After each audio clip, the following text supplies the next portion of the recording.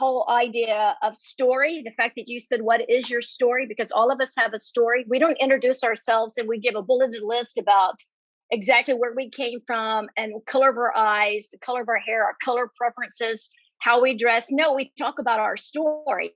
And so I was not raised in a Christian home, really only went to church rarely, especially in my younger years. My mom took us all to vacation Bible school when we were small children because she had 5 kids, and that's what you did with your kids in the summertime in the South.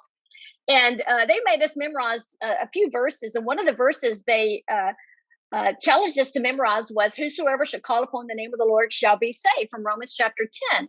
And I didn't think much of that verse at that time or really much about my experience at vacation Bible school until years later when I was 16 years old. I was confronted in my sin. I was involved in drugs and all kinds of stuff. And through an incident that occurred in our home, I was confronted with the fact that I was very much like my dad, who was a compulsive alcoholic, gambler, all those things, violent person. And I realized that similarly, all of those things characterize me. And when I looked at my dad, I saw who I would be should time and opportunity prevail.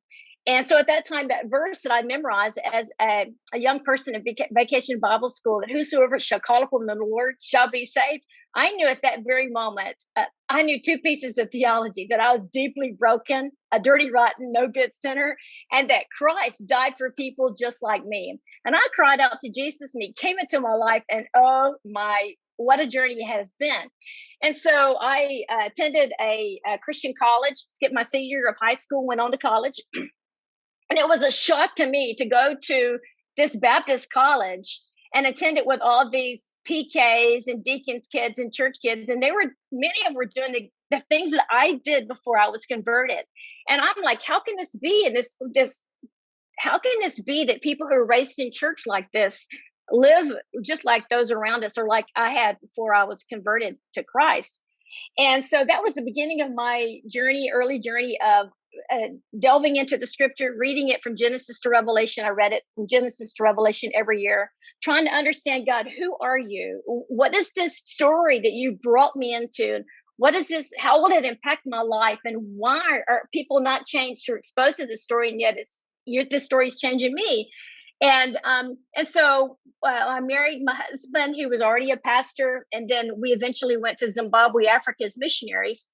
And and then when we did come back to the States, that's when I was really shocked at how we could study the Bible but not know God deeply and personally as a result of that. And I implemented something that I learned as a way of introducing the gospel to oral learners, telling the story of the Bible in story sets. And so when I came back to the States, I thought there's got to be a better way of doing Bible study than what we've done. And I began to introduce the meta narrative of the story of the Bible, paying close attention to who God is for women. And that was really a game changer for me as a woman, to better understand, as I interacted with other women and with God, who he is for women, and began to experience that transformation for myself. But to see that kind of transformation take place in the lives of other women was a really cool thing. And so my life is a story, like everyone's is a story. And I think because of that, to understand that we are designed for story, and why would God not give us his word through story? And so if we're designed for story, he gives us the story, we better know the Bible as a story.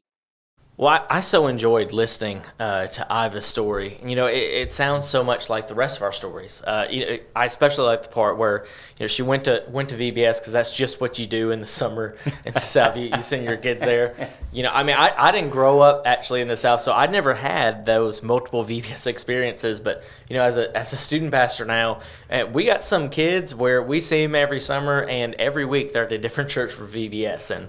And VBS isn't perfect, but one thing it does is it exposes children to Scripture. And so, her story is so similar to so many others, where she got some theology, later on in life realized the depravity of her sin, and was able to turn to the Lord. And man, if that isn't what VBS is about, I don't know what is. Yeah, and I think it's really interesting. The central question that she posed and that we really unpacked over the course of the rest of the interview is this: how is it possible that we can read the Bible without completely being transformed and coming away deeply knowing God and deeply knowing Him personally? And that is a real head scratcher. How can we read the Bible and not come away knowing God? What Iva didn't mention, but we will talk about in the coming days, is the outcome of that question as she chased the answer down is the development of the 14 era framework. And we'll talk about this a lot in coming weeks. If you're not watching the YouTube video and just listening, I'm holding up one of our bookmarks with the 14 era framework. But I think what Iva determined eventually over the course of her discipleship journey is that we are drawn to story. We are uniquely designed for story. And as we read the Bible, we find that God introduces Himself through story. And so what we need in order to study the Bible and come away knowing God is we need a framework. We need a framework for this big, long story.